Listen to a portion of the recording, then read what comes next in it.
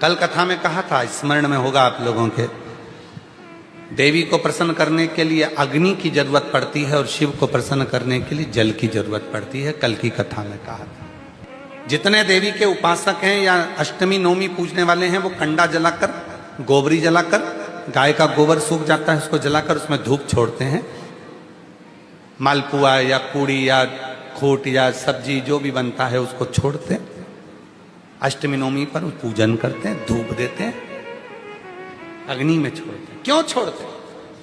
क्योंकि देवी अग्नि से प्रसन्न होती है और शिव जल से प्रसन्न होता है। देवी अग्नि से और शिव जल से, उसकी प्रसन्नता हमें सुख देती। केवल 4 नवरात्रे होते हैं, 2 गुप्त होते हैं, एक चैत्र का होता है, एक शरदी होता है। केवल 4 नवरात्रे ऐसे होते हैं जिन नवरात्रे में शिव जी के मंदिर में अगर दीपक भी लगाया जाता है तो लंबी बत्ती का लगाया जाता है। बाकी के समय में शिव के मंदिर में गोल बत्ती का दीपक लगता। क्यों? कहते हैं 64 योगनियां। आपको पहले भी कहा था, आज फिर अच्छे से समझ लीजिए। ये शिवलिंग है, ये जलाधारी है, ये पानी बहता है, बीच में अशोक सुंदरी है, राइट में गणेश जी हैं, लेफ्ट में कार्तिकेय हैं। शिवलिंग के ऊपर जो जल टपकता रहता है वो शिव जी की 5 लड़कियां, जया, विषहरा, शामलीबारी, दौतली, देव है।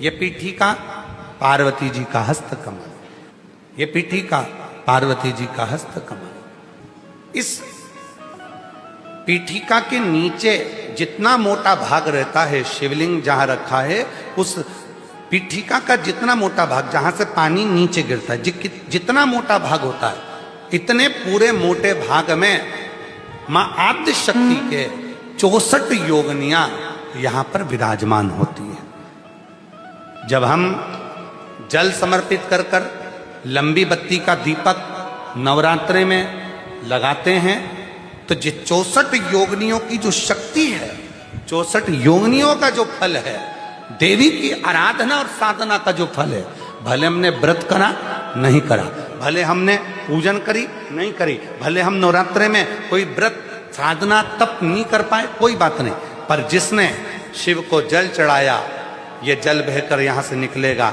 वहीं पर सम्मुख में शिव के लंबी बत्ती का घी का यदि दीपक लगाया, और कितना दीपक, दीपक कैसा, तो कहा जब हम शिव को नवरात्रे में केवल दिया लगाने के लिए जाते हैं, लंबी बत्ती होती है, तो उस दिए के अंदर घी को ज्यादा नहीं भरा जाता, केवल बत्ती को डुबोया जाता है और उस दिए में रखा जाता है, जलाया जाता है।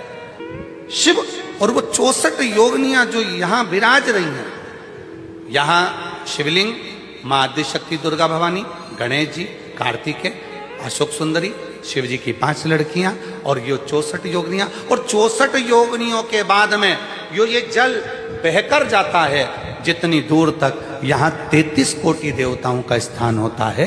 इसलिए हम जब लंबी बत्ती का दीपक लगाते हैं जल चढ़ाकर नवरात्रे में, तो शिव की आद्य शक्तियां हमको सुख प्रदान करना प्रारंभ कर देती हैं और हमारे भंडार में कोई कमी नहीं है, तो भंडार की कमी को दूर। इसलिए कई लोगों ने तो गीत भी बनाया है, भजन भी बनाया है, वो कहते हैं ना, मैं तो लाई हूं दाने अनार के, मेरी मैया के 9 दिन बाहर के, मैं तो लाई हूं दाने अनार के, मेरी मैया के 9 दिन बाहर के। माँ आद्य शक्ति की आराधना साधना के साथ शिव की साधना हो तो वो बल दे।